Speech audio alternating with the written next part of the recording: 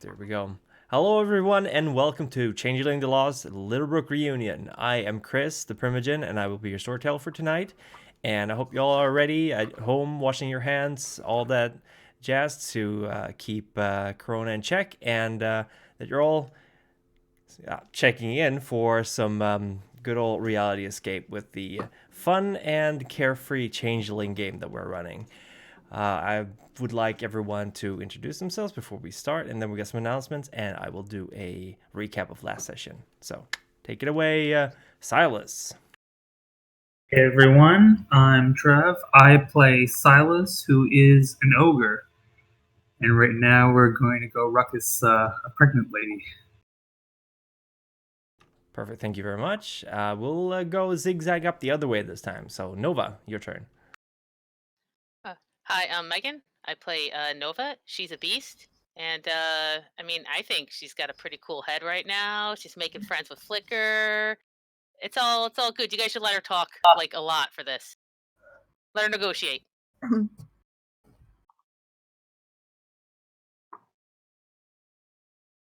Perfect, thank you. We'll go zigzag. So, Nate, you're up next. Oh, I push to talk. Yes. Hello, I'm Harry. I play Nate. He's a ferrist. Perfect, thank you very much. Lars? Hey, I am the Touring. I play Lars. He is a wizened, and he is the grumpy old man of the group. Thank you very much. Jonas?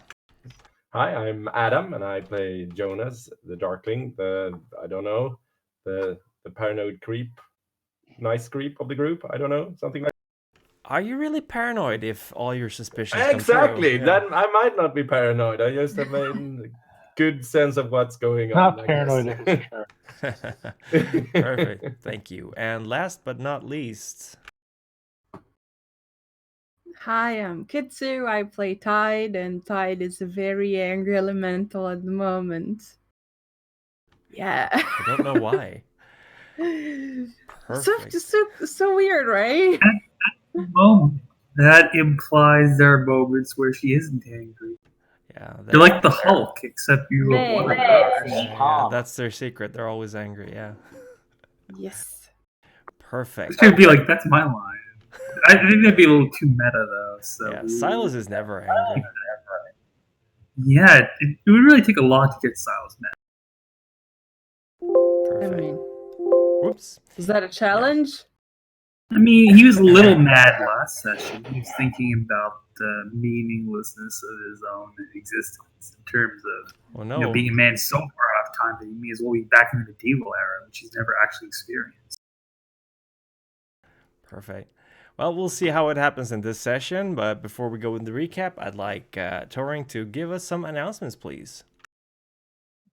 We have got quite a few today. Last week, we announced the start of the Kickstarter for Legend Lore.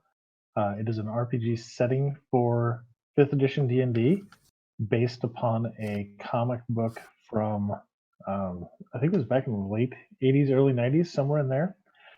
So they are doing a book for that.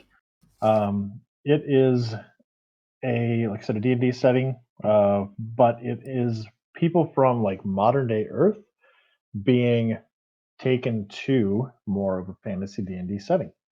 And their goal is to basically be all inclusive. So there are rules for playing heroes in wheelchair or pretty much anything. And it looks really cool. They're about halfway to the goal right now, and you can check that out on Kickstarter. And I believe that the little bot has been posting about it here and there.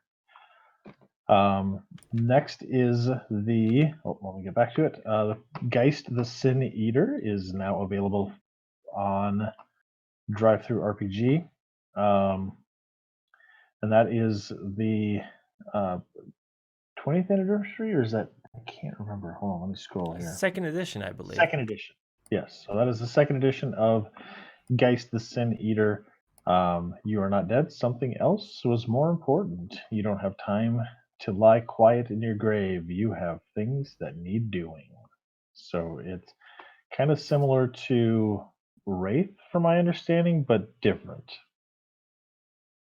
I haven't had a chance to play that one or read it yet, so I'll have to do some research on it. And finally, since we are playing a Changeling game, Changeling the Dreaming 20th edition is free download today on Storyteller Vault and Drive-Thru RPG. So go check that out. That is actually the previous version compared to what we're playing, but it's still Changeling. Thematically very different, but also similar in some interesting ways. Mm-hmm. Thank you very much, Touring. And with that, I believe we're going to do a little bit of a recap for what happened last session. So, you folks essentially ended up meeting with one of the outcast members of the local Changeling freehold. Self-isolated, perhaps, the Woodsman. The Woodsman had been living in Littlebook, but roughly around 2002, 2003, he decided to up and leave after having a little bit of an argument with the remaining members of the freehold in regards to the class of 02, which were all taken or killed, it's not entirely sure, during an attack from Arcadia, which was essentially the final drop in the bucket for the local freehold, and they decided to enact the contract with the seasons to close the city off, not specifically for time, but more of the seasons, closing the progression of life away. Most easily seen in Mrs. Blackbird, the leader of the local freehold, who has been with child for the last 18 years, so it can't be good on your back or legs. You also learned that at least the Woodsman doesn't believe that any of the local changelings could have killed Inkwell, one of the other changelings who you found dead, missing his head, in his own office. He also believes that none of the other changelings in town are actually doing anything malicious. They're just maybe not doing the best they can with the options they have, but he argues you should at least give them the benefit of the doubt. After that, there was a whole lot of conversation going on, and finally you all decided to head back to Littlebrook to find out just exactly what is going on and speak with Mrs. Blackbird, who has been keeping some secrets for you, you believe. And I think that's roughly where we ended. It was a very eventful session in many ways, but progression-wise, I think that's about it. Correct me if I missed something.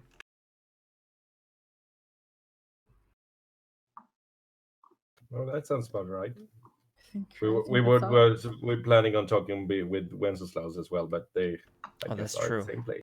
That's true. So, without any further ado, let's play a storytelling game of Beautiful Madness. You're currently sitting in the Volkswagen Beetle, or the Volkswagen Type 2 bus, I believe they're called. Bus. Bus, Right. yes.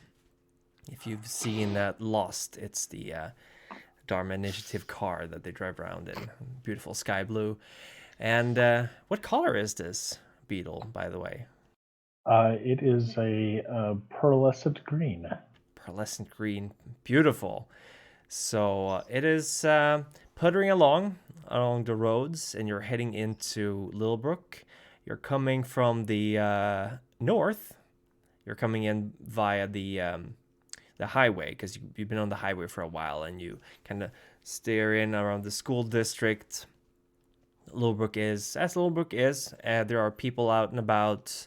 It's about, I would say it's in the evening now, because you decided not to stay for the night. So it's about 9 p.m. by the time you drive in. You're all pretty hungry. You haven't really eaten anything in a while. And it's pretty dark. It is end of August. So I guess it's not super dark, but it's definitely getting there. Street lights are turned on. And yeah, it's about time to go home for most people. Some are out shopping, some are having coffee, and you are in a car. What do you do? So where are we going? to see Wenceslas, right? We going to see him first, or we going to see her? Depends on who opens the door. Okay. I'll drive us there then. So you head straight towards the house of Wenceslas and Mrs. Blackbird. And as you drive up to the porch, as you drive up to the driveway, you spot that Wenceslas's bed is not actually on the porch where he usually is. It seems to have been removed, presumably put inside as it's getting darker. There is some lights on in the living room, as far as you can tell. So who's doing the talking? I'm not doing the talking, I'm doing the punching if it comes to that, so... I can assist with some talking. What about you, Nate? I'm always down to try, but it seems every time I open my mouth, something catches on fire. Part of the charm. I'll go around with the talking team, but I'm only going to speak at a certain point.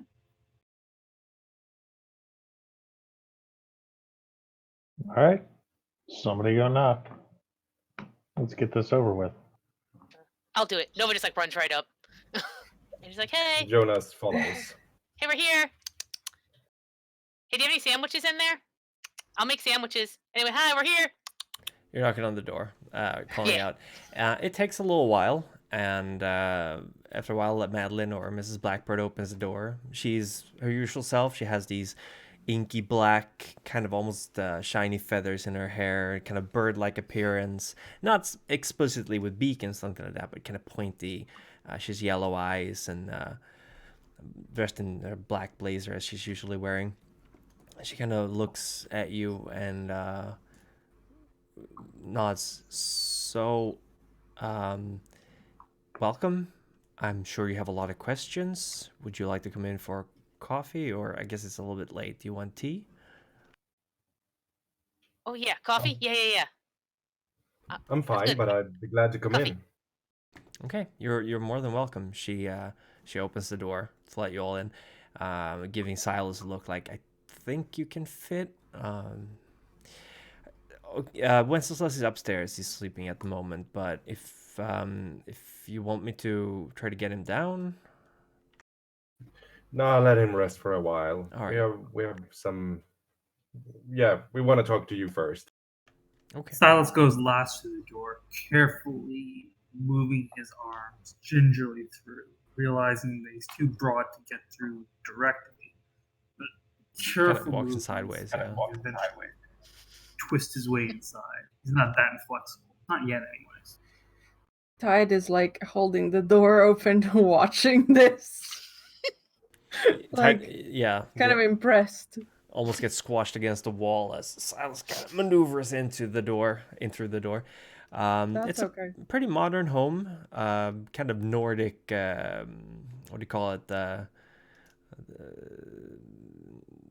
Minimalism. Aesthetic? Minimalism. Yeah, Nordic minimalism. Yeah, some very geometrical furniture, not a lot of stuff out. As you go into the living room, you see there's a dining table, there's a sofa group, an armchair, TV. It's a pretty nice house, but it's by no means one of the more luxurious ones you've seen. Like Jonas, your fetch was living in a much nicer house than this. I mean, on a teacher's salary, it's not that easy. Yeah, exactly. I'm joking. What kind of tea do you want? I have some fruit tea. It's over from last Christmas, but it should still be okay. And I have some mint, chamomile, coffee, right? For Nova. Anyone else want coffee? No, thank you. Just fine, water, thanks. please. Nova will have water. No, yeah, with beans in it. Yeah, that's what coffee is. Basically water. The last thing you need is caffeine, child. No, I'm fine. It's great.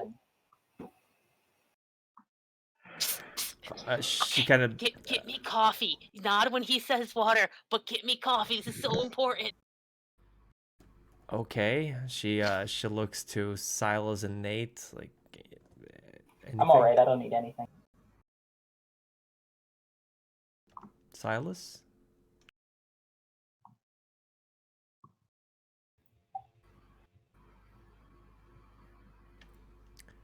Silas, He wants to know what I think. I'm sorry. What?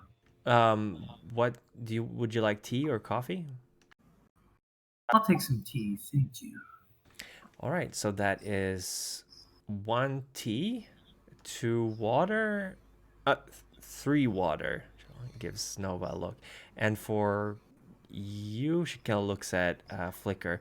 I'm sorry, I don't remember your name. I'm Flicker. All right. Coffee. Okay.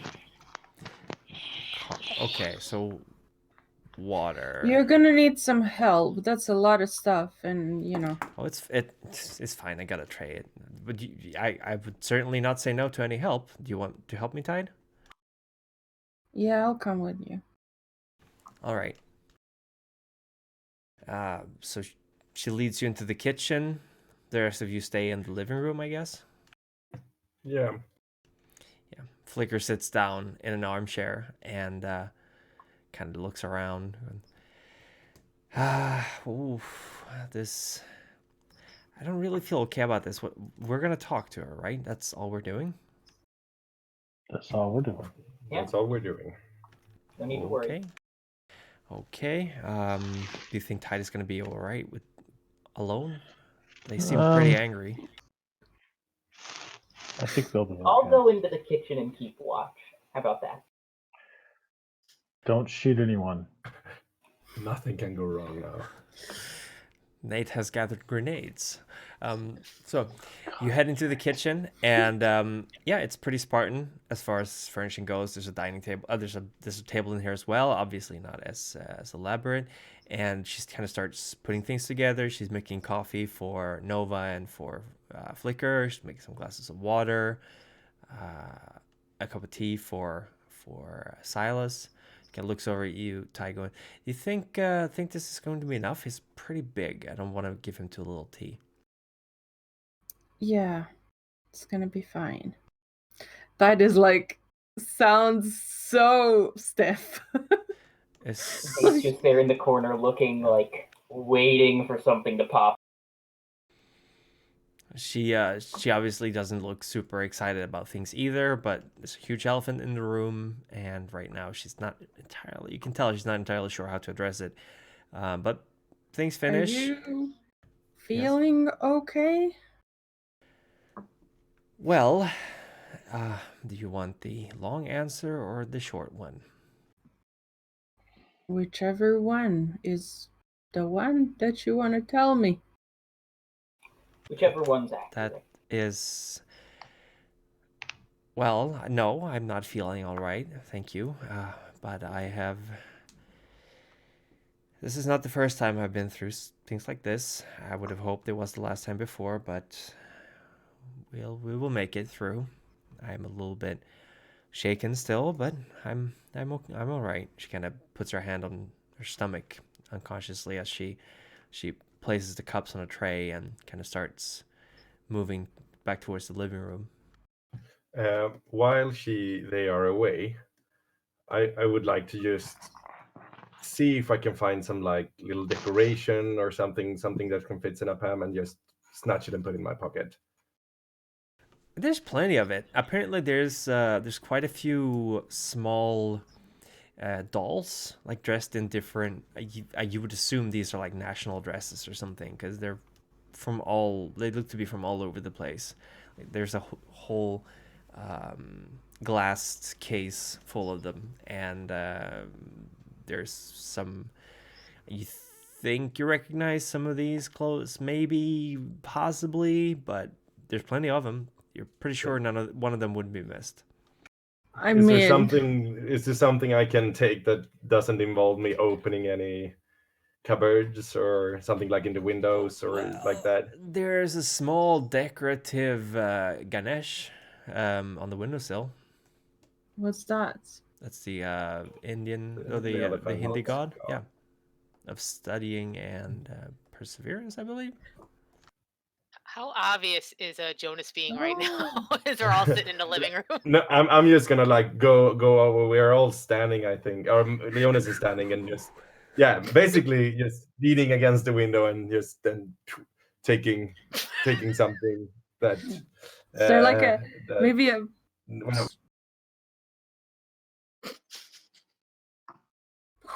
well, piece of paper, a leaf of a plant, something like that, maybe that she wouldn't notice missing. Tide yells from the Anything? kitchen. Steal something that small. seems like that's Be too. subtle when you steal. So we all sit around pretending not to see Jonas take something. I mean, you have to take something that is owned by a person. That Yeah. right? Yeah. There are some plants. There are some candles in bowls filled with small polished stones. You could take one of those stones if you want. It's like he's I'll shopping. try to take one of those. I'll Ganesh. try and take one of those stones. The Ganesh seems like it's big. It's like a handful. I want something like tiny, like Yeah. that. You get like a little You have to pebble. see me. It's an elephant god, mind you. So you That's how happy I am to you see sneak you. a little pebble into your pocket. Easy enough. Yeah. It won't be missed. You hope. Filthy thief. I'm joking. So you carry the Tide. Do you help Mrs. Blackbird with the tray or? Yeah. All right. Tide gets the tray. Yeah. So the tray comes out. There's 2 glasses of water. There's 2 mugs of, you presume, hot steaming water and one with hot steaming tea in it. And she kind of hands the mugs to Silas and Nova and Flicker. I'm so hydrated with this water. She like drinks it all just in case someone tries to take hear it you, from her. Silas. Yeah, you're muted.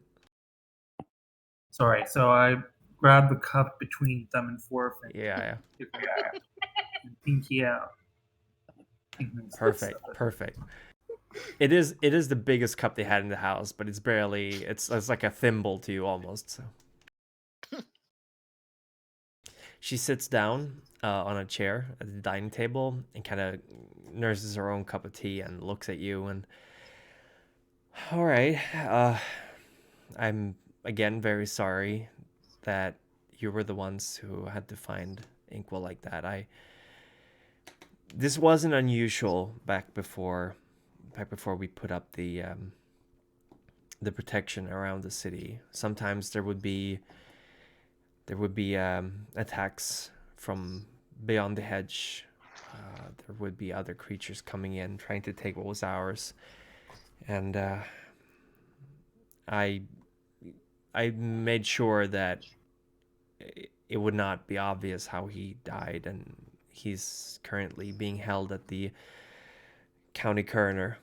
Sorry, but the glamour we use should be enough to hide the fact that he's missing a head at the moment. He didn't have any living relatives in the city, so hopefully things will proceed smoothly. Thank you so much for calling me. It was the right decision to do.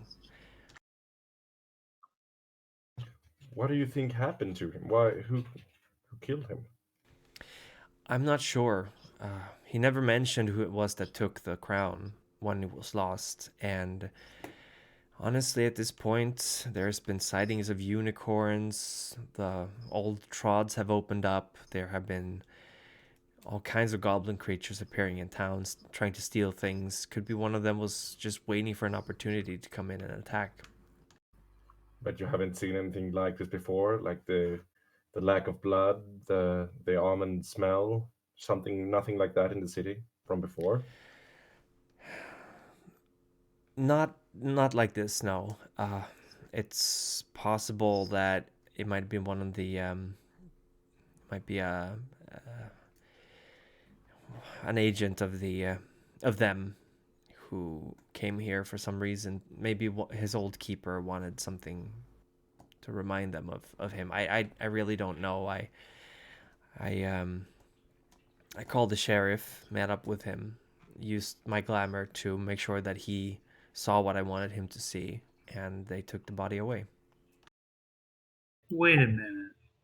Mrs. Black, the goblins coming to steal things from the town. When did that start? After our visit to their market? It started before. They tried to take the artifacts of the contract from us. And even earlier than that, although people were not always taken to the hedge and beyond, Littlebook has a long history of visitations by goblin creatures. I think the hedge is particularly close to this region, hence why we argued for closing it off completely, because, well, for the safety of the town. Have you heard anything from Matthew and the others yet? I've heard that they're Have they coming returned? back, but I'm not sure how long this is going to take. Time flows differently in the hedge. Yeah, no, it does. We met someone. We Oh. met the Woodsman.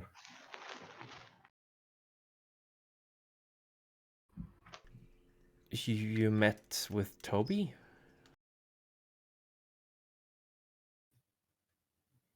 He just called himself the Woodsman.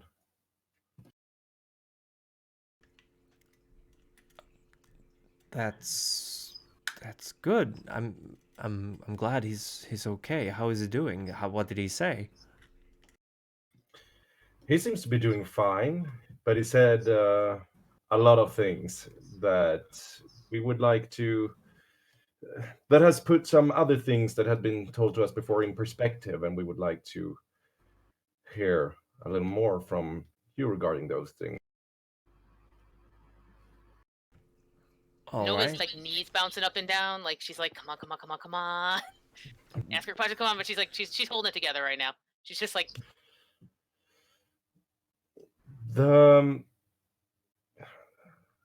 Can you tell us again about the school class, the entire school class that went missing before the ritual, before the contract that sealed off the city?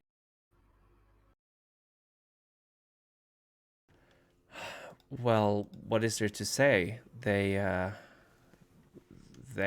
were having a graduation party in the area of the mines, and something broke. They fell through the ceiling down into the mines. It was a long fall, and they didn't survive. So they didn't get taken? Yeah, is there some kind of roll I can do to call bullshit? You can roll absolutely, but you can tell right away from her expression that as soon as Lars asks if they were taken, she's like, she gets kind of a steely-eyed, jaw-set look on her face. Yeah, then I don't need to. I'm not gonna roll. There's no need. Nova just whispers, sacrifice. What do you mean sacrifice?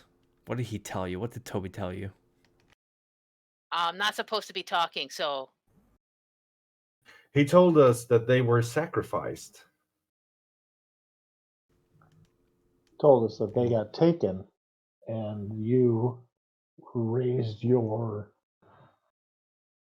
shield or whatever and left them out there. That's his interpretation of events, yes. So did they fall in a mine, or did they get taken?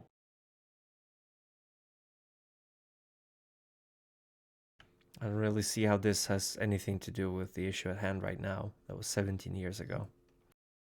Do you have anything else to add to the issue at hand? Otherwise, we can start to examine this issue.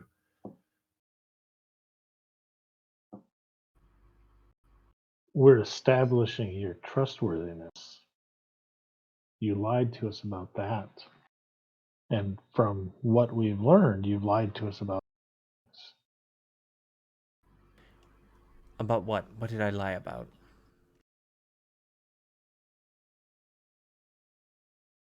What really happened with Inkwell? I've told you the truth. Someone must have come and killed him. I don't know who killed him. So there's no correlation between the way he was killed and the way Fetch was killed?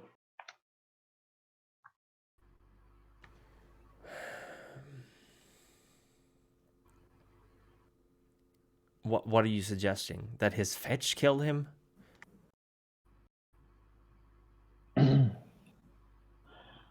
It's dead. It's been dead for years.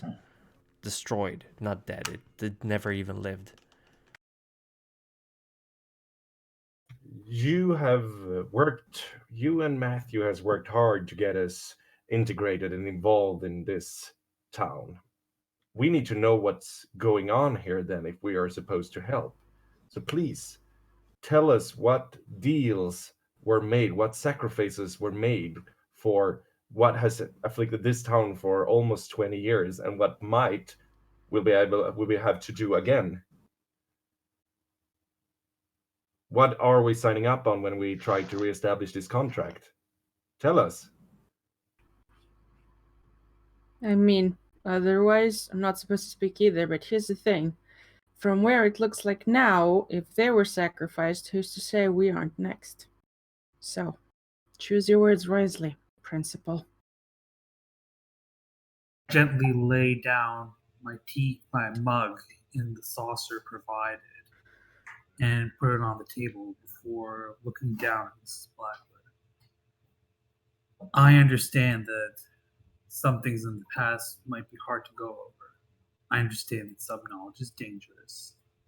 I understand that we might be facing things that none of us, or maybe all of us put together, would be able to stop. But as grateful as we are for the things you've done for us, if we don't actually know what we're doing, not only will we be useless, we'll be making things worse for you. I'm not smart enough to know what to do with that knowledge, but maybe someone here, maybe all of us put together could be. So, no matter how hard it is, please give us something that might work. It was for the future of Littlebook. We had to think about the future. It was...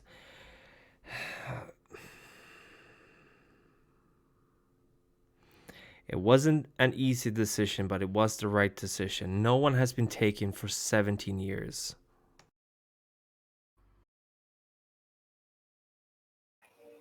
All right. I don't think we're getting anywhere on this issue. I think maybe we're looking too far into something, or I'm not sure. Why didn't you... Go ahead, Nate. I think the most pressing issue at hand is probably what's coming up in 12 days? Should we explain the full context? I don't know if we have established enough trust yet. I have another question. Why didn't you tell us that Wenceslas had a fetch?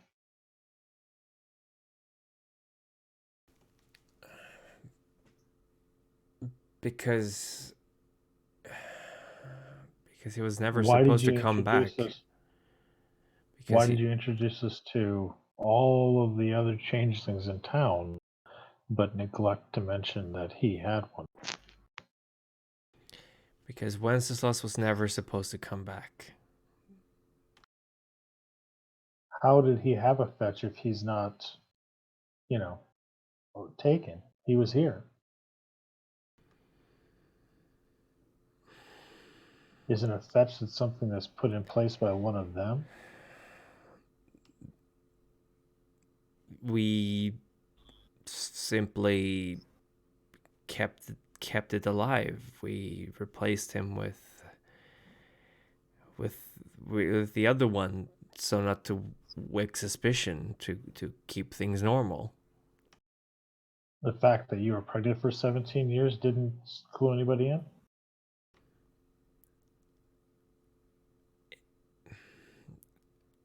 The contract may have had some side effects we didn't foresee when we made it.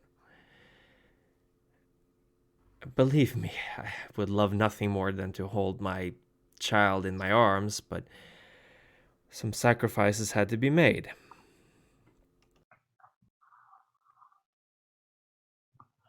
Well, by not telling us things and by flat out lying to us, you've made other sacrifices. Our trust being key.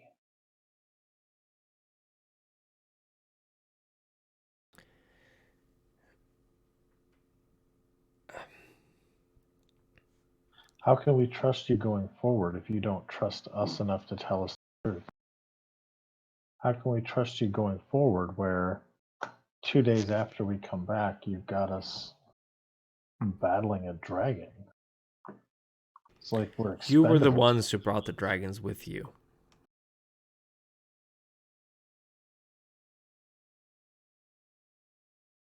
Yeah, that's fair. Is it though? No. It's not entirely true. At the time, I was trying to chase them, but well, one could say I had a change of heart about who I was working for, what I was doing. The dragon we solved, but here's the problem. The issues that we've been taking care of that no longer have any bearing on what's to come. Those are... Well, I admit my complicity, but it's done. At least I hope it's done. If you want to know anything more about that creature, I'd be happy to tell you what I do know. But that's also not the issue. The issue is someone, like Gwen's the other, seems to think that they have a claim on this town, something important in it, and they are coming to get it. I doubt the sacrifices you made 17 years ago would have been made if you knew that that particular contract would still be active. I look and narrow my eyes. Unless you did know, is that freezing putting things off? Was it?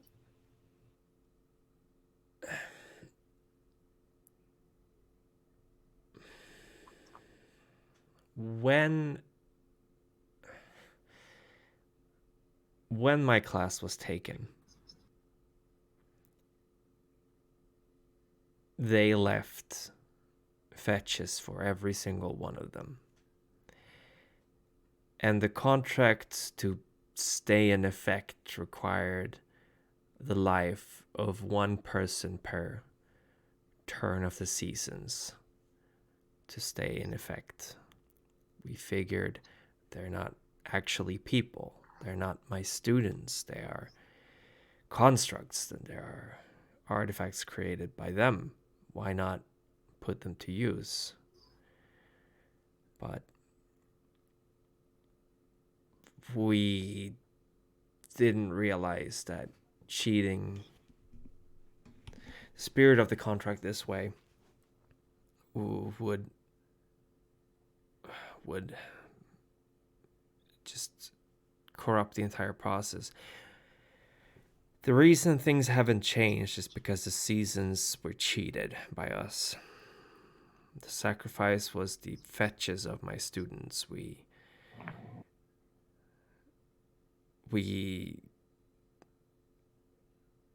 gave them to the seasons. We killed them. And when that wasn't enough, Wenceslas offered himself as well, and he gave us 17 years. But now, I don't know what to do anymore. So is that why Inkwell died? I don't know why Inkwell died. It needs a sacrifice, right? Maybe someone. It was not. It was not someone, like, we didn't destroy the fetches like this. We went out of our way not to hurt any people. Why do you think we kept all the fetches around? Why do you think there are so many still around in town? Why do you think we kept yours, even when we knew what they were? Well, I always figured it was because that at the end of the day, it's kind of sketchy if dozens of people go missing. Especially in a town as small as this one. Yeah, I suppose that's right. We did what we had to do because we couldn't have more people taken by them.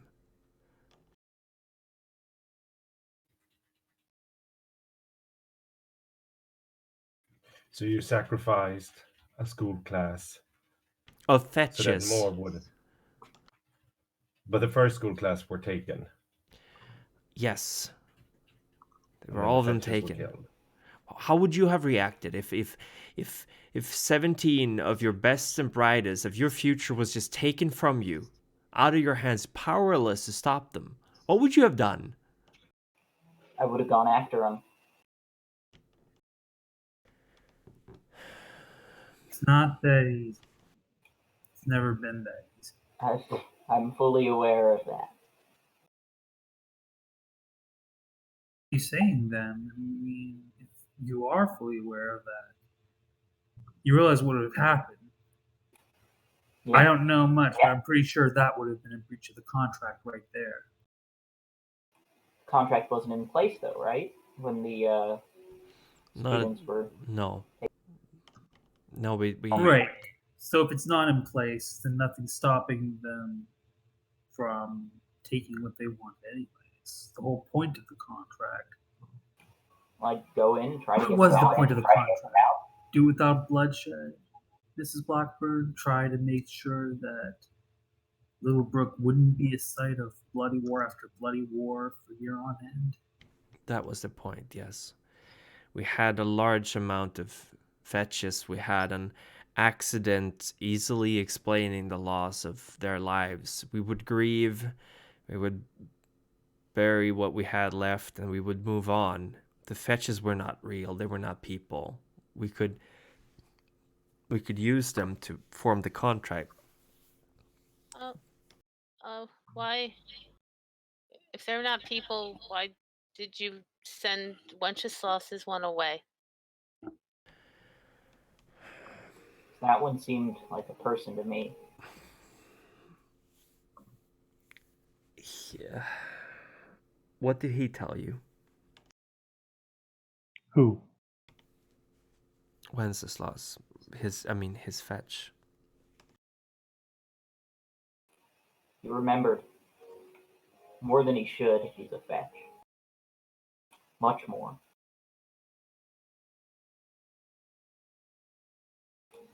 Remembered his Durin, his escape. Remembers all the time he spent with you? She starts crying slowly into her hands. I just wanted something to remember him by. They couldn't. He was dead set on sealing the contract. I wanted him around. I wanted the father of my child to be there with me. He's not dead. You didn't kill him. But keep that between us, please. What happened to we're not mentioning that unless asked directly? I'm sure we can make sure that she doesn't say anything until we have a talk with Wenceslas. Like Nova like jumps up and she like throws the coffee mug down. She's like, "We don't have time for this anymore. Blah blah blah. Mystery lie. We don't have time. We don't have time. We have to tell each other everything." And she like just starts pacing in the room. It says, we gotta talk. We gotta communicate. We're not the enemy. None of here is the enemy. And this is why I said no coffee. Yeah, it was coffee too. Meh. I'm gonna drink it all. Flicker's kind of nursing her mug, like looking at Nova and giving a little thumbs up. Yeah. But she's like hyped. She's just like I'm vibrating. gonna go have a word with Wenceslas. let him sleep. We'll come back tomorrow. Maybe we. I'd rather have a talk with him before she tells him what we told her. I'm not going to tell him that you left his fetch alive. He sent you to kill it, didn't he? He did. Yep. He got very angry when he realized what we'd done. I lied to you. I'm sorry. I'm going to tell you the truth. We created that fetch, me and Matthew, after Wenceslas sacrificed himself. It's not... It's their magic. It's forbidden, but I couldn't stand the thought of not having him with me. I had no idea that was possible for us to use that magic. It was a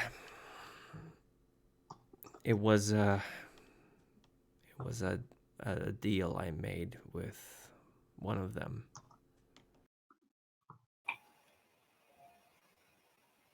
Oh, what cost? Oh, oh! I nod to you. Oh boy. I think we know what the deal is.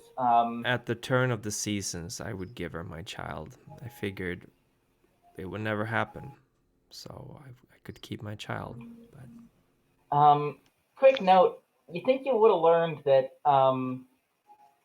that when you tried to use the fetches to buy time, you can't cheat the seasons.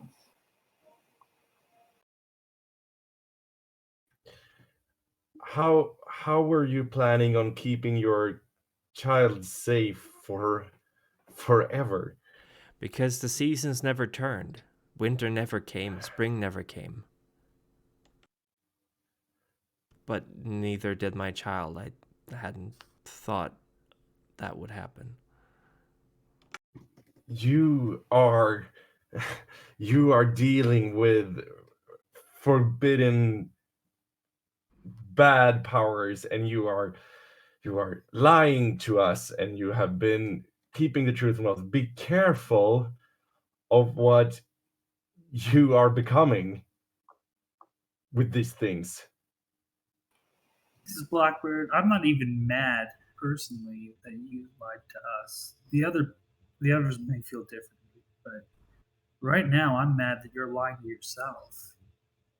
You're playing with some very powerful forces. And if you especially don't come to terms with all of it and tell us everything you can about how to bring it together, then we don't stand a chance. I was trying to keep my town safe. I was trying to keep things normal. Honestly, your motives for making that deal don't matter to me anymore. What's done is done. That's over. Well, what matters now is we have to deal with it. Because, look, she made a deal. She made a deal. Make a deal. She made a deal. If there's anything that we know, and if there's anything that we've learned, well, that we should have learned from some of you, is that actions and deals have consequences. So we're just she made a leaving deal. her to be taken? But none of them are fair. It doesn't matter because none of them are fair, and we have to fight it. I don't care. I don't care if those people are all like, these are rules and we know your names and there's all these contracts when it never starts fair to begin with. And Nova's right. Principle, I mean, yeah. Nova's entirely right. I'll say this first time ever. Nova's right. Yeah, see, that's why coffee's good. This deal was bullshit. They were exploiting a grieving woman. Yeah. So they could steal her kid, and now, I mean. Okay, but put it this way. We need to tell. She knew what she was getting into. I doubt gonna bait to make that deal. Anytime. Look, I doubt she knew what she's getting into, but that's part of the problem. You cut down the rules. Well, what's to stop them? Huh? She cheated. Yeah. And now it's coming around. Whose side are you on? Oh, they have us fighting amongst ourselves. You Oh, know they're not whose even side here I'm yet. on? I'll tell you right now, I'm on my family's side. And if You want my your family to stay safe, then we Yeah. need to A, come clean, and B, fight this fucking thing. No. If we don't, No. then it'll keep doing this over and No. over and over again. You think this will stop? It won't. Do you think fighting it will make it stop? Fighting it's not going to stop it. The only thing that's going to stop that is you getting yourself killed or taken, and then you won't have to deal with it It's anymore. worth a shot. Otherwise, this goes on forever. Then the ritual is the only thing that will do anything. Not necessarily. If you say, like, I'm not a brainiac, so I didn't think I could do this, but here's the thing, and listen carefully, because I'm probably going to lose this thought in a moment, as I'm prone to do, but if they make deals and they don't play fair, then the only thing to do is to make another deal and not play fair back. But we That's have what to she make did. it. No, we have to make it in a way that will not backfire. And in a way that will not. In a way that will permanently seal them all out of Littlebook. Maybe. I'm not talking about any kind of rituals, forbidden magic, whatever the hell. Just a contract, just a promise. We have to find a way to word it in a way that they will. We have to trick them in some way to get out of here. That's what I think. I don't know how. That might be harder than fighting, but it's worth a shot. That might be harder than fighting, but I think we have more possibilities to get out of that one alive. Maybe. You see, the thing is, it's our asses on the line too if we don't resolve this. Remember, if she doesn't get what she wants, she's taken us. All of us. And more besides. I think Tide's got a point. If we find a way to even the playing field, we can get a contract that will force them back, at least for a little while. And, well, Noah's right. We gotta push back. We keep handing them things, they'll just keep taking. How are we going to shape what happens next fortnight? How are we going to shape not just us, but the town into something where she, and by now I think we all know who she is, where she can't walk, where she can't have it all her own way. But we need to come clean then. Look, they can't be honest with us if we're not being honest with them. We need to start building alliances. We need to kind of unite everybody. Because honestly, us six, not going to cut it. Speaking of alliances, where do the courts come in this? I swore myself to a court. A couple of us did. Where do we cash that in? We need it now. I think Matthew knows more about that than I do, but the seasons, it's complicated.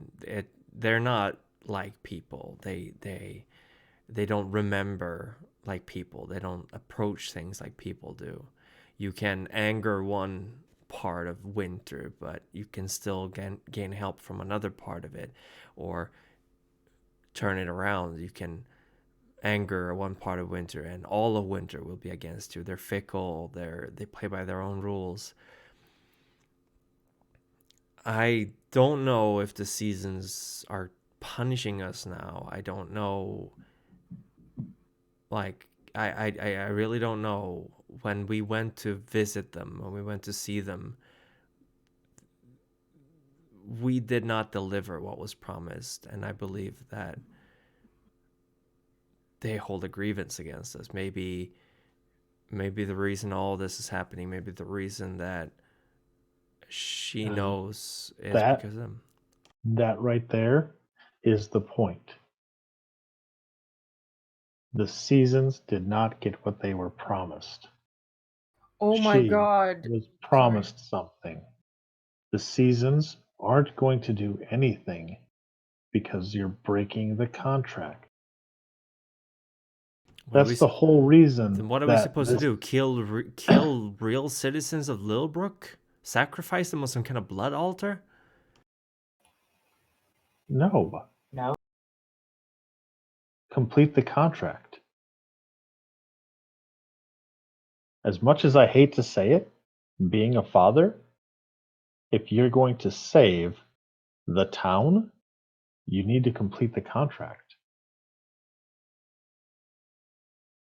The only reason that she will have any power here, because that's what everybody has said, is that they can't operate here. It hurts them. It takes so much out of them.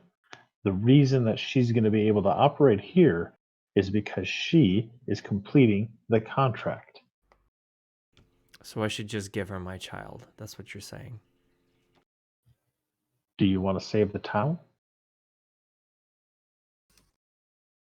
It was Your like, husband no, gave her no, 17 no. years. We know what she's like.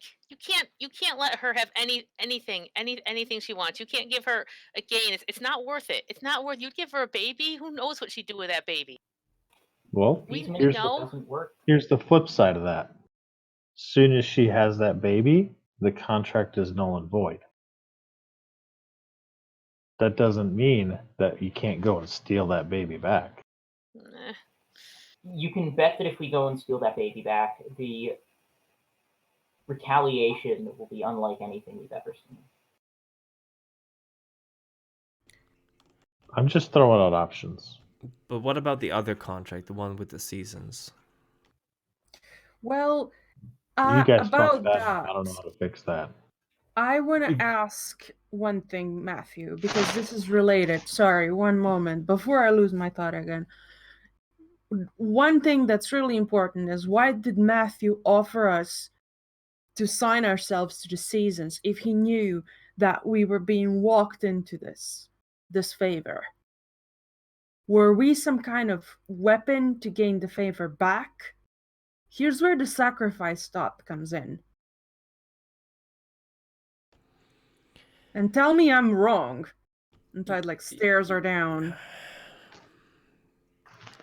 I wouldn't call it a sacrifice, but we discussed things and we thought that the seasons will probably not want to meet or talk with any of us, the ones who performed the contract initially. But you are unknown quantities. They don't know about you. If you were to visit them, if you were to form a new contract with them, then you don't. At this point, the decision is yours. I can't make you do anything. I do not appreciate we being your guinea pigs in this grand scheme to save your baby. I will return to you later and we will maybe talk, but I can barely trust your intentions. I understand that, and I Jonas, I am sorry. I hope so. And Jonas just leaves. I'll talk to Summer. I felt comfortable. I can talk to Summer. I do that. Thank you, Nova. I am sorry. I'll be joining you, Nova. We're gonna see between the two of us. It should be an interesting conversation.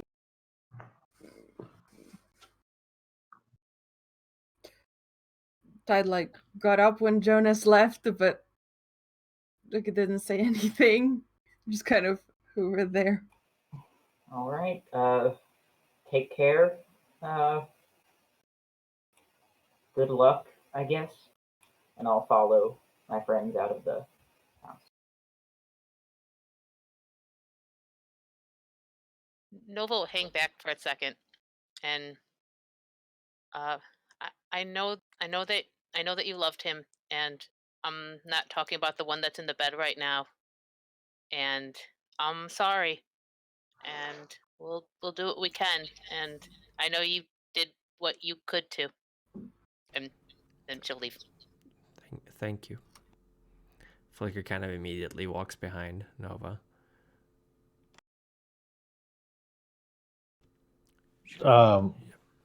Lars will allow the others to filter out, and then he hangs back. He has a function. You're cutting out. I didn't Silence. understand. Lars hangs back. Silas straightens up and gets ready to leave. Mm-hmm. I don't have a grudge against you, Miss Blackbird. I know why you did the things you did.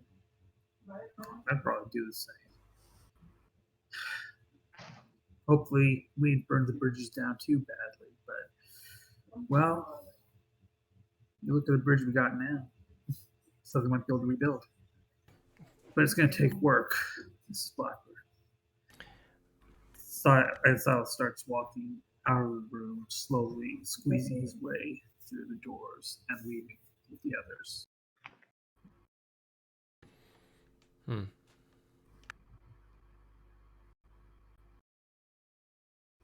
Before I go, I do want to make sure that we're clear. I don't hold anything against you. You did what you thought needed to be done. But you did make a contract. You traded one love for another love. And now that contract is coming due. As one of the, well, as the only one in this group to have been through that and had children, I understand how horrible it sounds for me to say that you need to give up your child. But that was the decision that you made 17 years ago. And you've put it off for 17 years. So, again, I'm sorry to sound uncaring, but I don't know how else to protect my family. My children are still here. My grandchildren are here. And if we don't give her what was promised, who knows what's going to happen to my children and the children of everybody else in the town. At least if we do that, then it's down to a few here and there being taken, and you've got 6 people here who are willing to do what we can to bring them back if they get taken.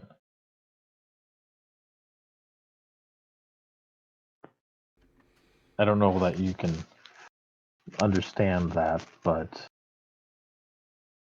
that's where I'm coming. Goodbye, Lars. Oh, and one last thing. Time takes all, yet a world without glamour is nary a world at all, but a husk without a soul. Is it 2 sides of a coin? Is it the solution a quick death or a slow one? Is it really a coin at all? I don't suppose that means anything to you.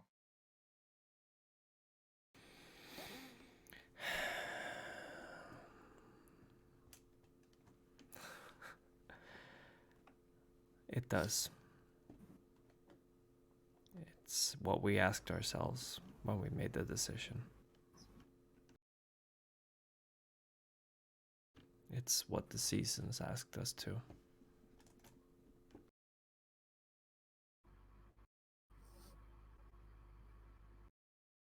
I'm assuming that's the world without glamour was what happened here.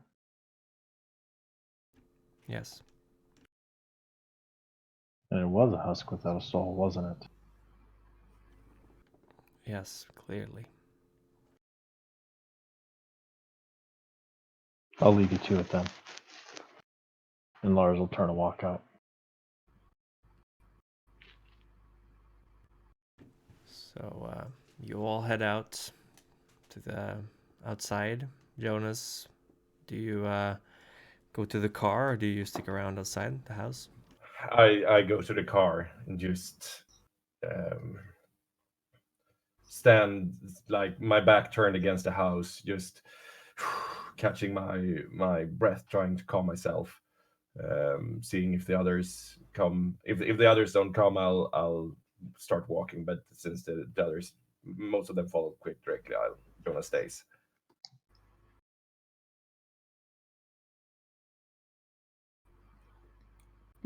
Tide quickens their pace when they see Jonas at the car.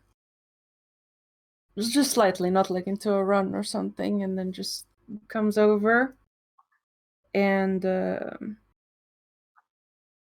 stands next to Jonas and like looks at the car and just like goes like nudges him with the shoulder, like, "Hey."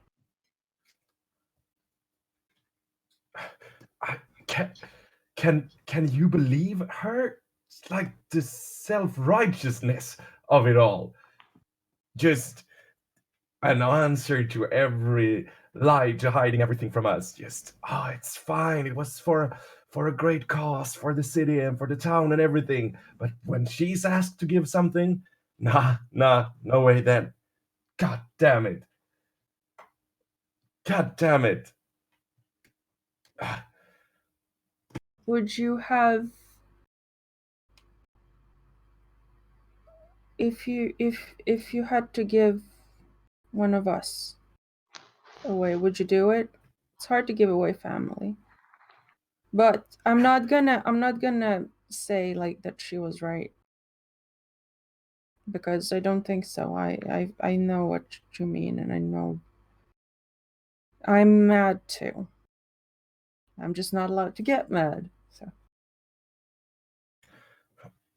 Well, I can't get mad. Fuck it.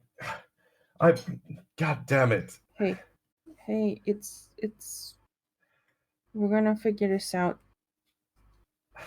We're gonna do something. We might get taken, but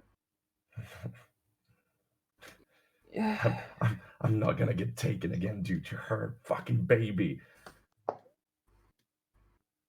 I know.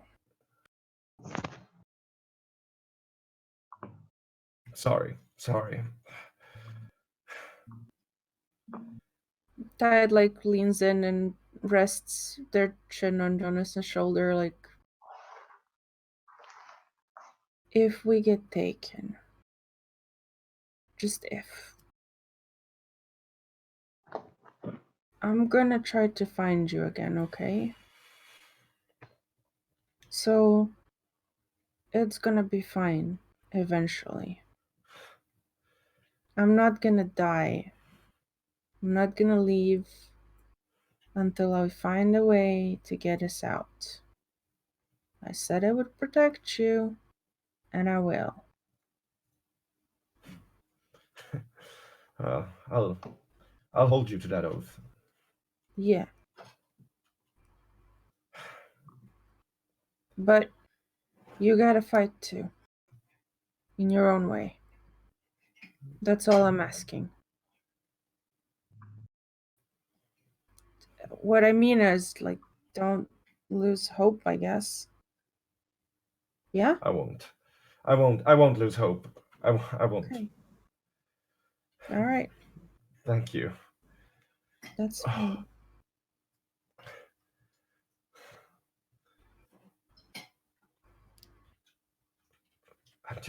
I'm just recognizing the kind of thinking from before. What do you mean? Just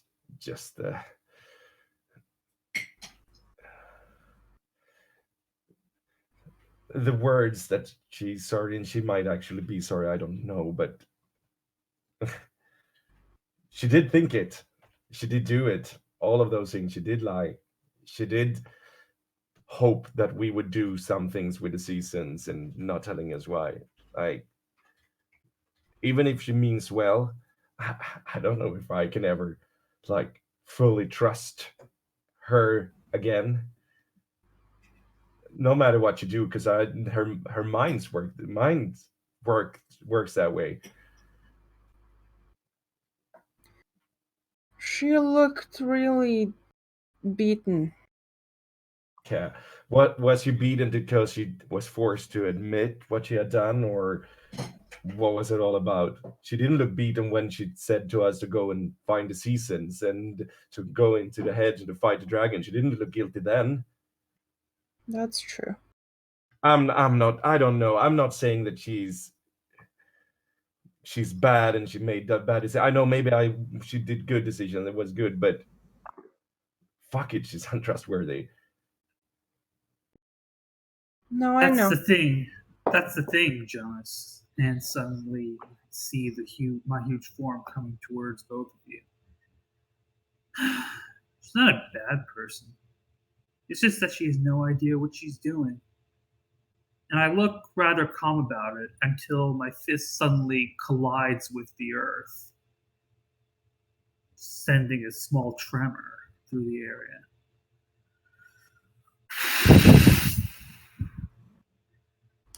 What angers me the most is we need someone badly who knows how to get Rumpelstiltskin's name out of a contract.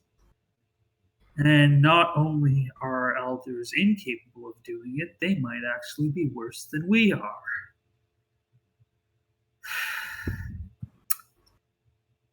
We'll stick together, Jonas. We'll make this work. Yeah. It's not like we got any choice. Thank you, big guy. Can we go to the cafe? I hate just standing out here. Just go somewhere in a vent or take a coffee or get drunk or something. I don't know. I find pie helps in a time like this. Pie's fine. I can do pie.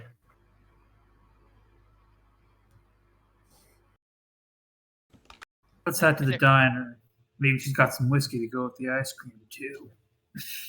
As they're getting to the bus, Nova will hang by Flicker and said, do you see, I'm really good at negotiating. They don't let me, but you saw, that was good, right?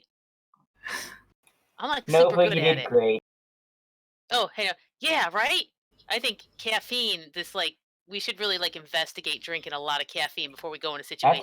That's how we'll beat her. We'll just give you just a bucket of 5-hour energy. Okay, wait. Silas turns his head. I turn my head and look to Flicker. A ton of caffeine changes the way you think. Huh. That's really something, Flicker. That could really help out. If only we could talk to Lars about changing the way they think. Yeah. Flicker might have ADHD.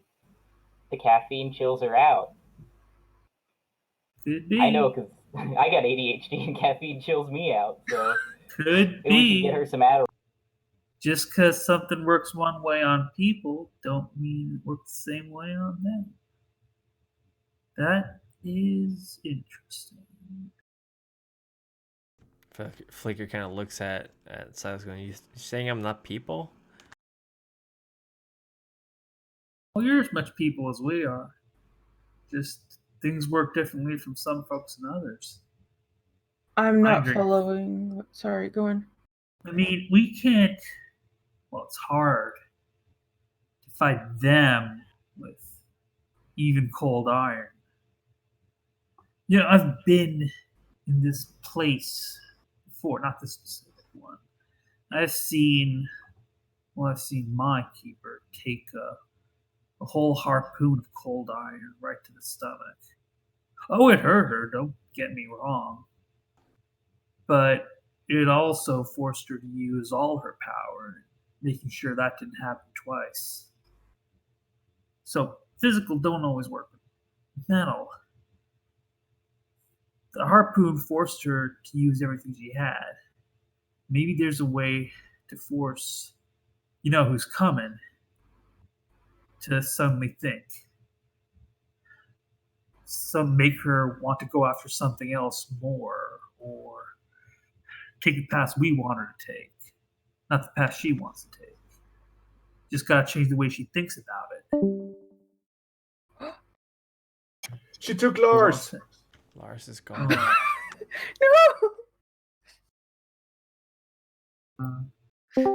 Damn. He's back.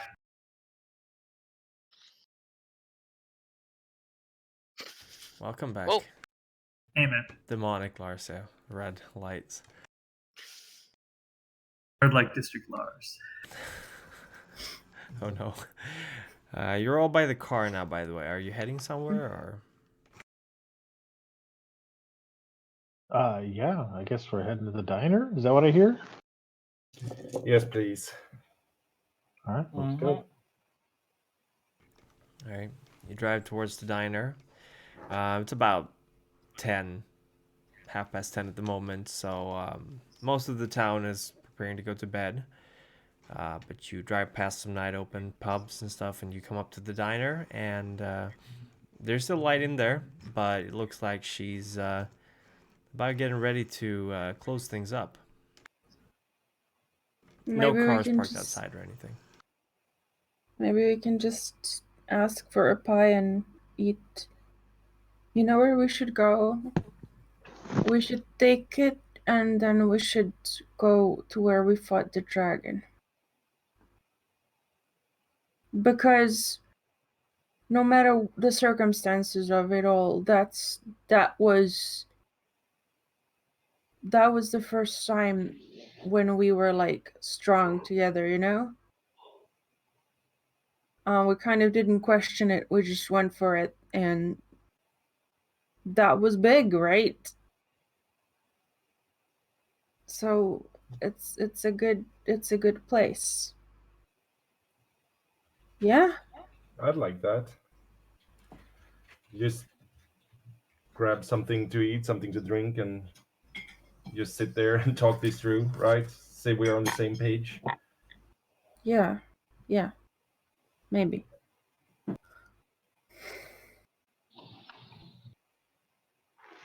Sure. Sounds good.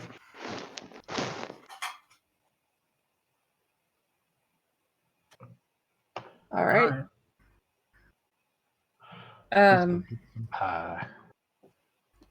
Do we... Sorry, what?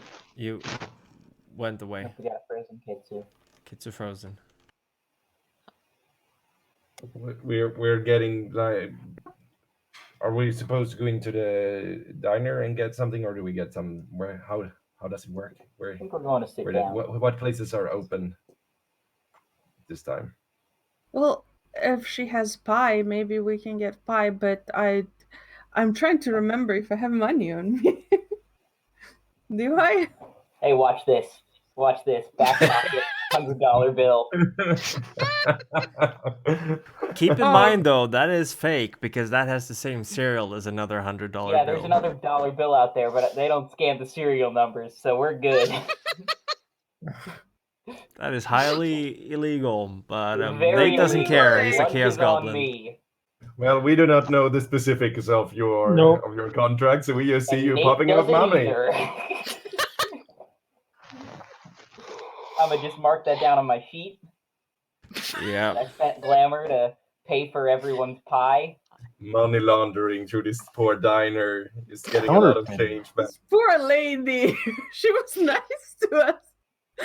She won't find out. I doubt anyone will find out. It's like probably the best forgery you could imagine. That's true. Oh yeah, it even has all the same wrinkles as the other $100 bill you handle has. Yep. And for pie. This is for pie. You're gonna get a lot of change a back. A lot of pie. Or are you buying pie for $100? I'm not sure she has that. We are buying many pies. We're buying as much pie as $100 can get. Oh my god. The pies.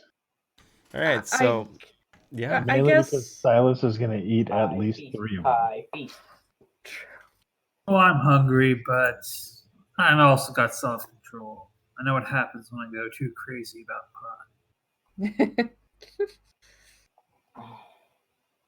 I go into the diner. We'll take all your pie. Joan looks up as the little doorbell rings. She was just hello, yes, I'm here to buy $100 worth of pie. Nate, good to see you. Everyone else too. Silas, how are you doing? Thank you so much for helping out with the bridge earlier, Silas. That was really good of you. It ain't no problem, Johnny. I'm always happy to be around. We've had a real long day. Yeah, I can imagine. I was just about to put them away. Some of them I was going to put in the fridge. Some of them I had to throw. They're still good though if you want them. I got about half a dozen, somewhere in between there. That'll be perfect. Alrighty. Tell give you what, me all the pies. You folks. Give me all the pies you have. All right. And I don't mean give us a lot of pies. I mean all the pies. All the pies. Well, I'm not sure I could give you some of tomorrow's pies. They're still in the oven, though, so they're going to be pretty warm, but they should be done about now. Just today's is fine. Alrighty, then. Do you want them wrapped up? Yeah, we'll get out of your hair. She actually produces an old-school picnic basket and starts putting the pies in there. You folks want some coffee with that? Yes, coffee. Yeah. It's $50 for the coffee. Fuck yeah, this is Flicker. That's a ridiculous amount of coffee. We do not need that much coffee. You folks winning the lottery or something? We'll buy. Don't get $50 worth of coffee. Yeah, that's 2 coffees at Starbucks. Nova. You will die. Well, Nate does know about danger, so I'll listen to him and cut down the order a little. Yeah, if Nate says it's a bad idea, you know it's a bad idea. This bar is so low that... All right.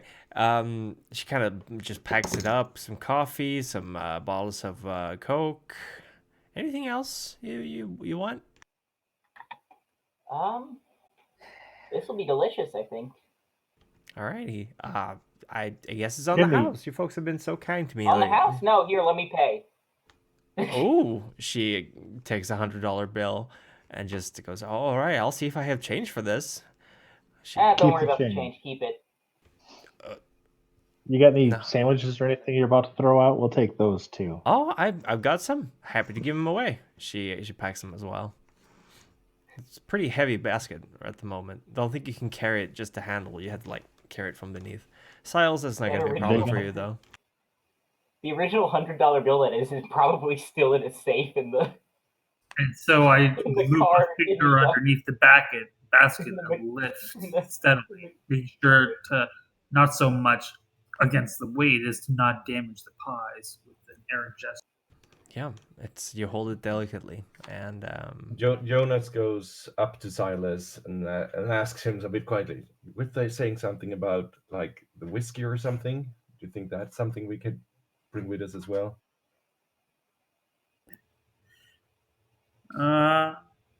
If she's still got a bottle around, we'll ask her. Her daddy used to have. We need a bottle opener? Oh, no, it's not that kind of bottle. Just need to ask. Never touch another person's alcohol. Never touch someone else's booze, you know what I mean? Yeah. Now I got a bottle opener here. Nothing to do with it. Did you just pull out your gun? No, it's a bottle opener. Oh, okay. I thought you were just... I made a bottle opener. I mean, technically, I've seen it done. I think I did it in my little contract journey. Oh boy. So, are you asking for booze?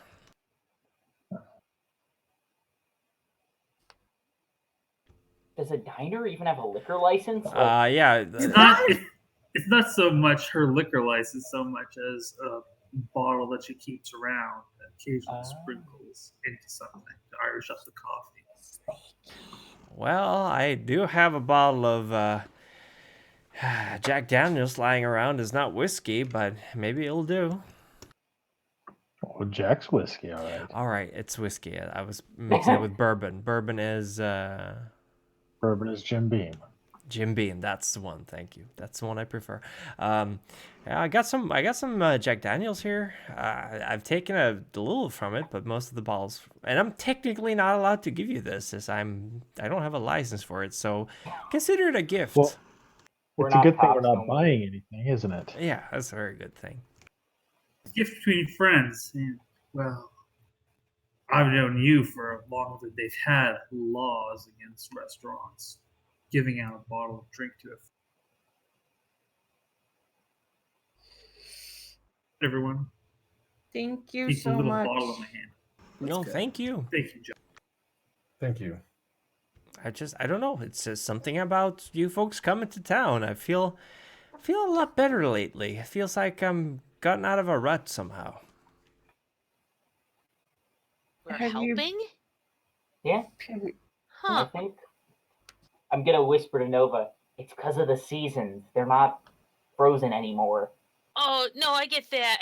I think that we're kind of a dumpster fire, but it's nice to know that Sometimes like a dumpster maybe... fire can help people warm their hands. Yeah. If you're not right up on it, right? Like we're right up on it. Maybe far enough away. Okay. No, But that makes me feel good. Did someone Look, say we're the fire? dumpster Flicker looks fire. over. People warm their hands with our heat. Yeah.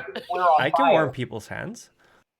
I bite my tongue. Mm-mm. I bite my tongue at what she said, and I realize in my thoughts that Joni isn't who she used to be. Now she's a very old woman, and thanks to my actions as much as anything else, there will come a point in my lifetime where I'm going to have to bury her.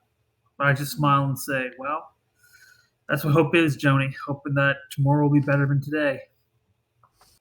Yeah, you're right, Silas. You're right. Well, I'll be closing up shop. This went a lot smoother than I thought it would.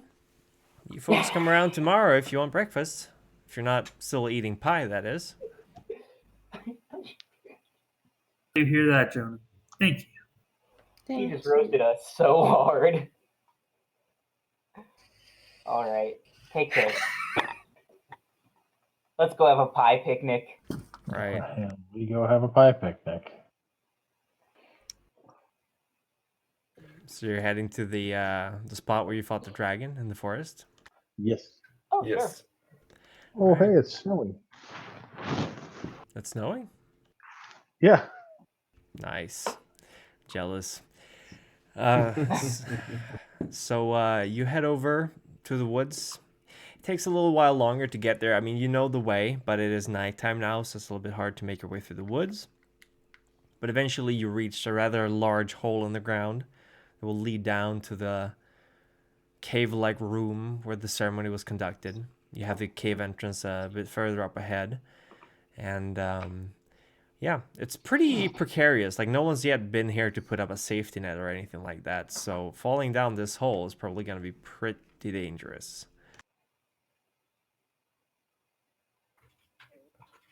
Ooh, so let's sit right at the edge. Mm. Nova's gonna like walk over there, like dangle her legs. It's comfy. Plus, then we'll make sure no one else falls. Yeah. That's true. I'm a safety cone. Hey, Flicker. You mind warming this pie up for me? Oh, you betcha. She just Just a little bit. her entire face just contorts into this mask of concentration, and you see her hand kind of start glowing orange. Unfortunately, the first pie gets kind of burnt. The second one doesn't. Second one is just fine. Okay. Sorry, I don't really know how to do that anymore. It's That's all fine. right. You're Was that a learning. fruit pie? It's more than I know how to do. What Thanks. kind of pie got burnt? It was a cherry pie. There's only Yeah, cherry screw pies. that pie. Yeah. No. Can I have something to drink too? Can I have some of that? She points at the Jack Daniels.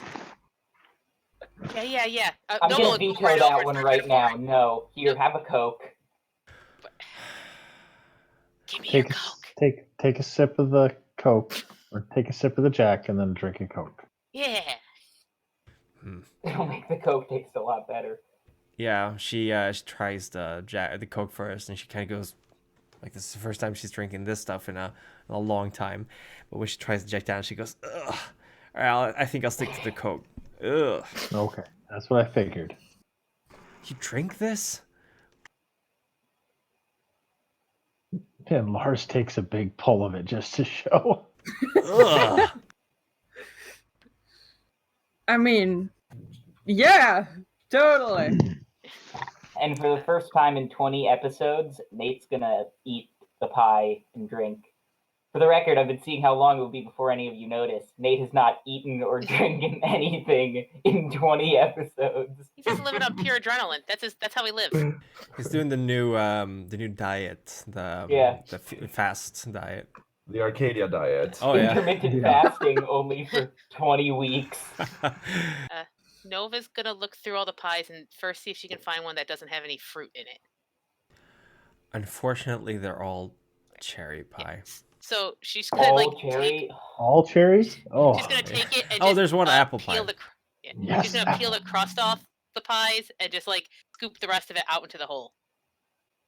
Nice. No, wait, give it to me. Oh no, it fell. I try to catch it. Is that one of the warmed up ones? Don't do it. This Oh crust my is good though. god! Why did you throw it away? I could have eaten it if you don't like it. Fruit's no good.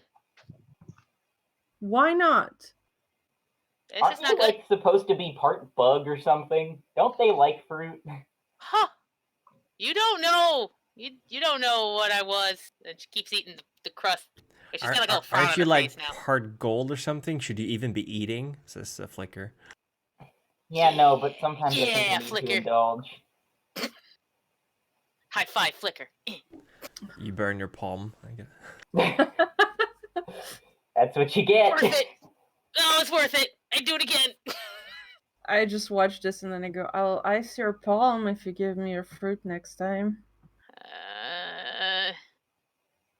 Okay, you drive a hard bargain, Tide. But you can have all the crappy fruit from these pies. Here, have them. Thought that was not a hard bargain at all. Thank you. I just scoop in the insides of the pie, yes, good. No. It's the perfect system. Tide is the insides, and nobody see the outside. I put a little bit of icy hands on the slightly burned hand. You're welcome. I'm gonna plot myself next to Tide and Nova with my feet dangling off the edge and just enjoy some Coke and some pie. Jonas takes a couple of swigs from the Jack and then sits behind him, not dangling his legs, but in close proximity. I feel like this is getting ready for a group photo. Nice. Flicker's just shaking her head how can you drink that? It tastes like a sun deck. What? Well, I feel like a sun deck.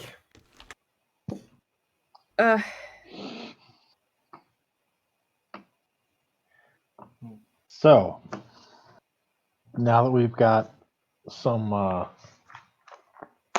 drinks and some food, we need to talk. Sure. Yeah. It was good that you got a chance to relax for the first time since arriving in Littlebook. Yeah. Now back to business. Back to business. We've had 3.5 minutes of recreation. That's time we never get back. I'm so sorry, you guys. It's just been snowballing. That was never my intention. No, we had a week of downtime. We culminated in a pie picnic. We're good. It's like one fire after another. Sometimes literally one fire after another. Yeah. Well, the SS Flicker's been here, sure. So business. So after you guys left, I read the poem to her, and she knew exactly what it was. That was I guess that was something apparently that the seasons had said about the contract that they did, which now that she says that makes perfect sense. I mean, if you think about it, that's exactly what they did. Was they? No, Lars. He's been taken. The jack just went straight to his head. He fell down the hole. He falls down the hole. No, Lars.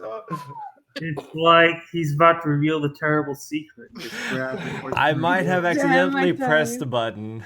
Too close. Nah, he'll be back soon. Sorry, folks. Tech happens. Yeah. So, anyways, I would absolutely like murder someone for an IRL pie right now, because same big that's move. got me so. Yeah, we're making ourselves hungry. Oh wait, I have never survived. Yeah. I'm immune. I can go out and get one. No, buddy, no. Yeah. Welcome back. Sorry, Lars. You Yeah, I have started. another 24 hours before of no symptoms before I'm fully allowed to go and do stuff.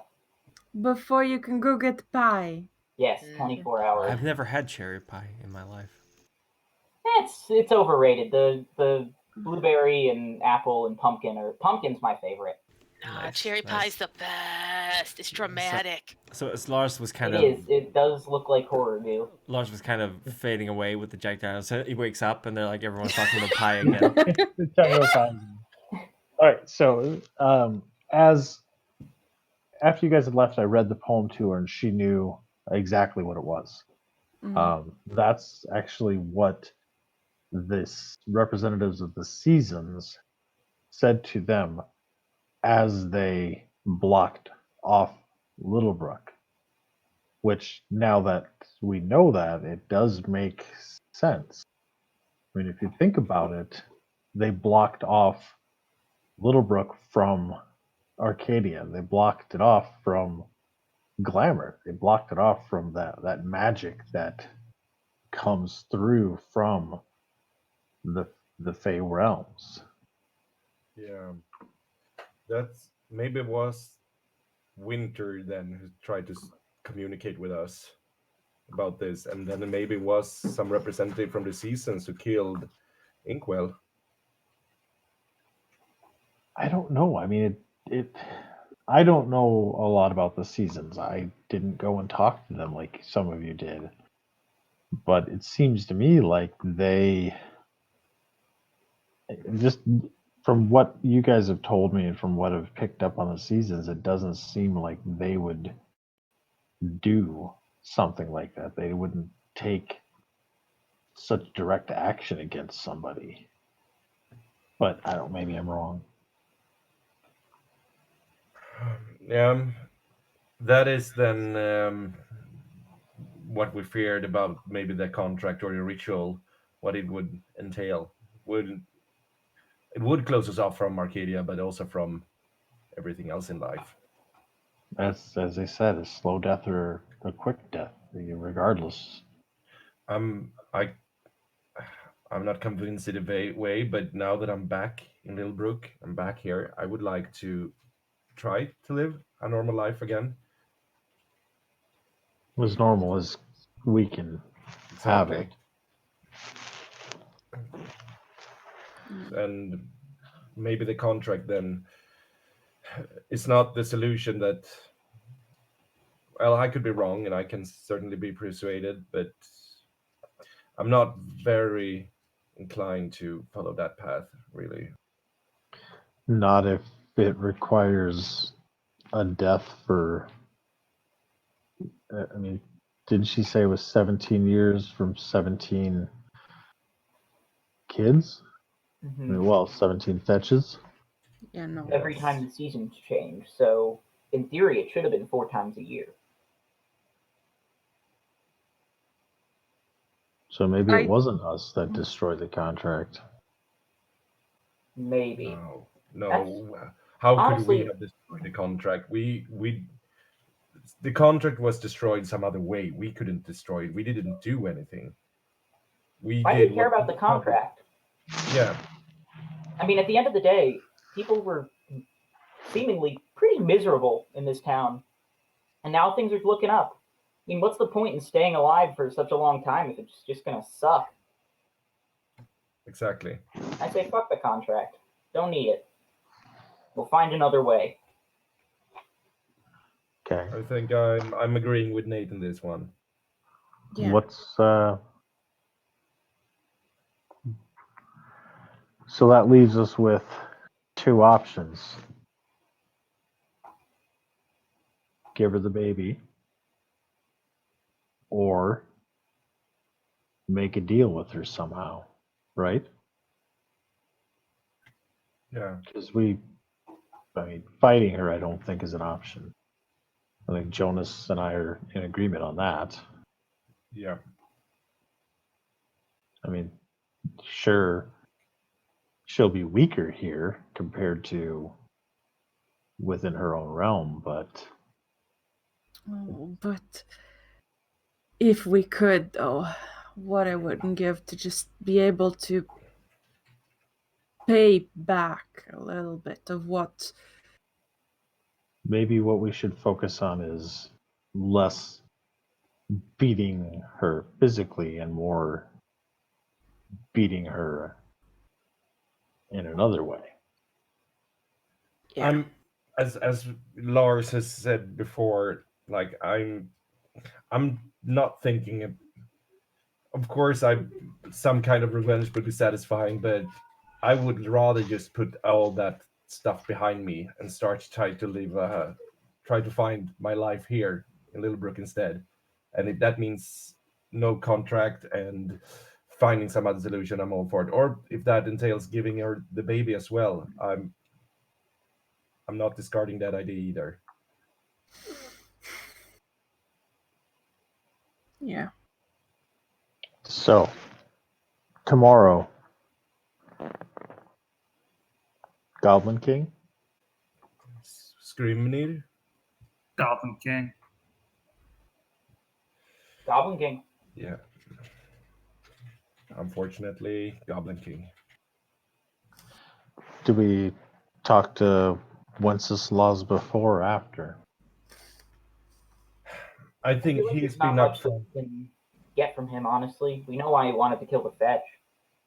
Yeah, but he's been. I think he has been rather upfront to us. So maybe we should tell him face to face just what went down.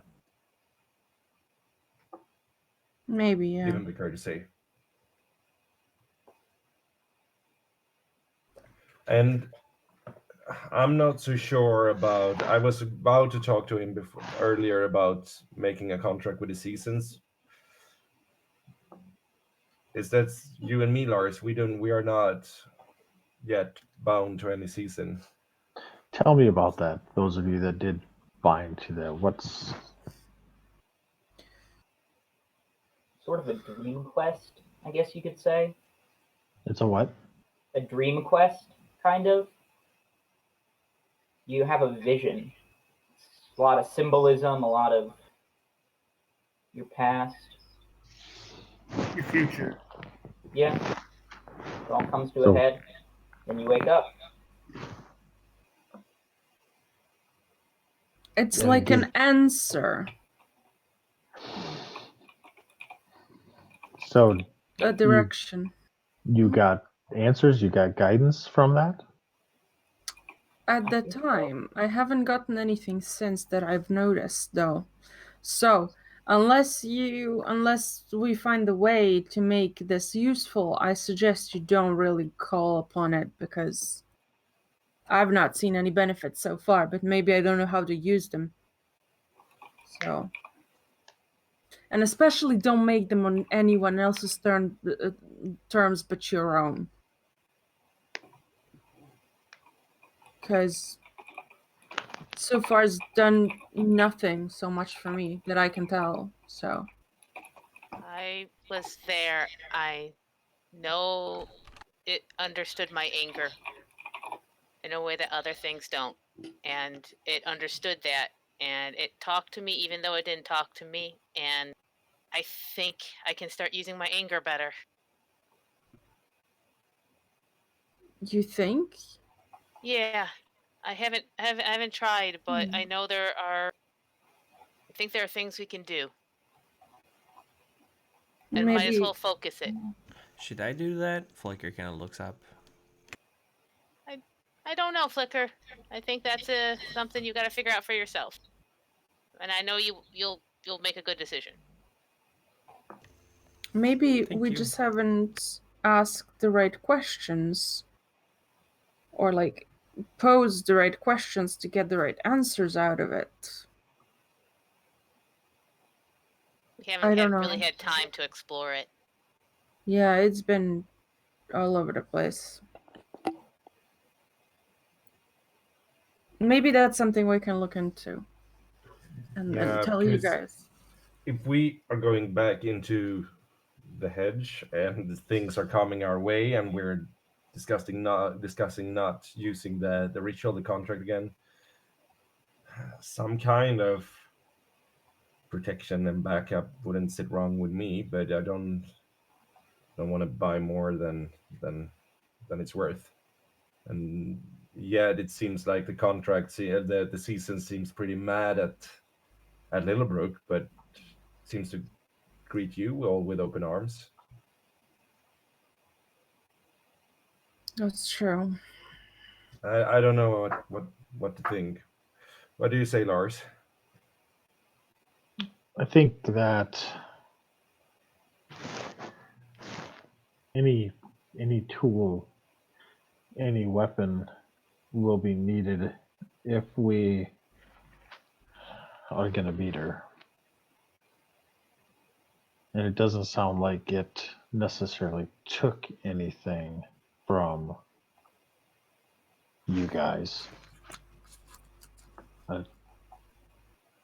Maybe didn't necessarily give you anything direct, but didn't weaken you any, right? No. If it helps you focus, like if Nova said it helps her focus her anger, maybe, I don't know. What, you guys all joined the same season or different ones? We all joined summer, I think, but it wasn't because we were working together. It's just what so happened to. Yeah. It's what you're pulled to. You'll know. Honestly, with so many of us joining summer, I wonder if that's going to have an effect on how we negotiate the seasons, if we have. I mean, summer's the court that feels like it would actively be able to do something. It wasn't something. I mean, I guess I don't know. I don't know how these things work. It's just, I know it would have felt wrong if I joined something else. It felt right for you. Yes. Okay, and that's all that matters. Say Silas, did you join one too? Mm-hmm. I joined the Path of Summer. My vision was strange, in a way. I don't want to go into it. I'm not even sure I should. No, that's fine. It seems like it was incredibly personal to each of you. Yeah, and when you join a court, it has to feel like something that's in your nature. The seasons aren't rigid. No one's saying that. But what you get from it, what they get from it, is going to be really tied to you. So you don't have to join Summer just because we're doing it. You don't even have to join a court at all if you don't think they're aligned with you. But it's going to be something personal to you. No question.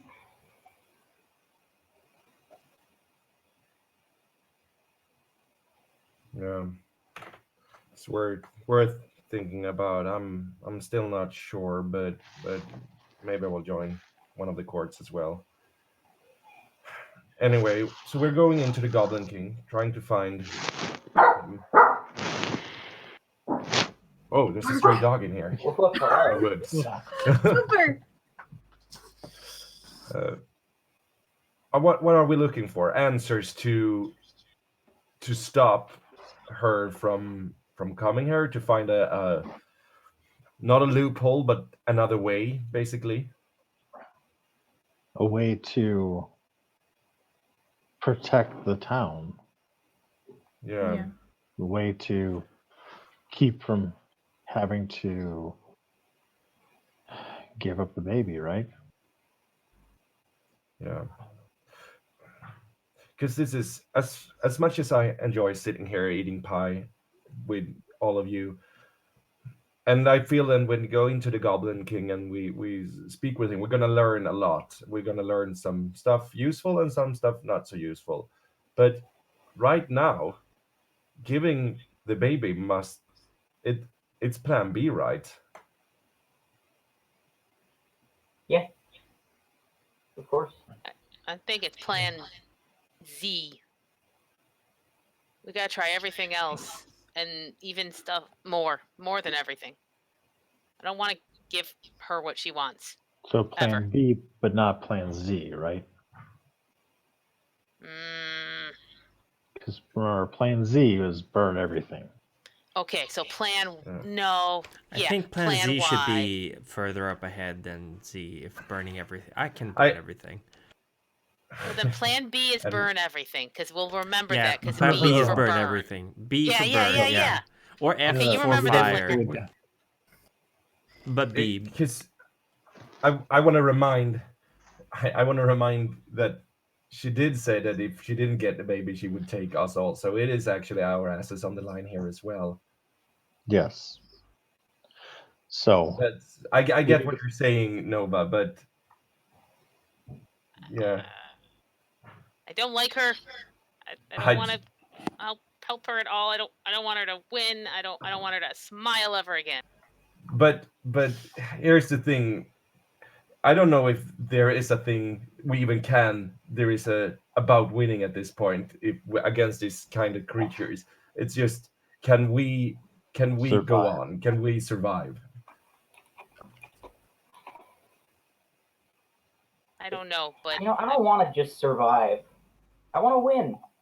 Fuck that. Like, what's the point in just living defeated, hoping that they don't go back on their contract or decide that they've found a loophole? Like, we need to make sure that they can't come back. Yeah, that is plan A, but that is also defeated. If you are out here and you're still, all you can think about, all you worry about is how not to get taken again and get then they still win. They're still in your head. I want to leave that shit behind me. I want to find a way so I never have to think about that again, ever. Yeah, absolutely. But think about it this way. These creatures have been here for ever, right? Since the beginning of time. If there was a way for them to be beaten, someone would have beaten them by now. I think we need to realize that beating them probably isn't an option. I mean, well, it depends on whether someone's tried or not before. I mean, I'm sure some people have tried, but what if she doesn't know we beat her? Exactly. That's a good idea. That is the plan, right? We're gonna find a way that she doesn't want to come here. Like I would suspect her to be thrifty and cunning. So if we just try to trick her, well, we see how that went for. Hey guys, I gotta go. Thanks for a good session. But, yeah, absolutely. Take care, oh, Silas is getting too drunk. Something like that. All right, see you. I'll take that, Jack Daniels. I'm probably old enough to drink, right? Okay, now we need to change everything around. Hold on. Yeah, after all these years, you definitely are. Yeah, probably. You've earned it, Tide. Right. Ooh, this burns. Because this is what I'm trying to get at. Like, I would think, and we don't need to. If we don't want to, we can't. We don't need to. But I would think it would be nice if we were on the same page on what we're trying to accomplish. Okay, well, we need to set some ground rules then, and you guys actually need to follow them this time. Okay. Okay. Ground Yeah, we rules. should all follow these rules. I don't know why everyone's having problems with why rules. not? Yeah. Rule number 1: no real names. Okay. So we're gonna leave tomorrow. Everybody needs to think of a code name by then. Let's not do it tonight because we've been drinking. Tomorrow. I've only been drinking soda. My name's Phil. That's my code name. Your name is Phil. Or just refer to me as any random name and it'll work. Well, we're all going to have random names, though. That's the problem. Oh.